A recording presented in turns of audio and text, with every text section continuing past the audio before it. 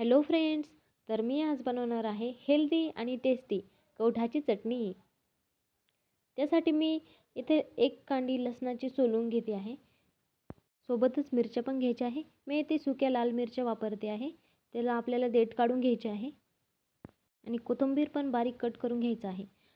त्यानंतर आपल्याला एखाद्या जड वस्तूने कवठ फोडून त्यातला आतमधला गर काढून घ्यायचा आहे. बघा मित्रांनो, कवठ चटणी ही आयुर्वेदात खूप उपयुक्त मानले जाते. या कवठाच्या चटणीने पचनशक्ती वाढवते. आपण ही चटणी जेवणामध्ये ॲड करू शकतो. याने भूक चांगली लागते. खूप फायदेशीर आहे बघा ही चटणी. त्यानंतर आपण मसाला तयार करून घेऊ. त्यामध्ये मी कवठ आणि गूळ मिक्स टाकला, लाल मिरची टाकली, लसूण आणि थोडीशी कोथिंबीर, जिरा आणि 1 चमचा मीठ टाकलं आहे. आपल्याला पाणी टाकून त्याला बारीक पेस्ट करून घ्यायचं आहे. आपल्याला लागेल त्याप्रमाणे आणि एका डिशमध्ये काढून घ्यायचं. नंतर गॅस चालू करून मी कढाई ठेवली, त्यात तेल टाकलं आणि कलरसाठी मी थोडासा लाल तिखट टाकलेला आहे. त्याला आपल्याला छानपैकी परतून घ्यायचं आहे.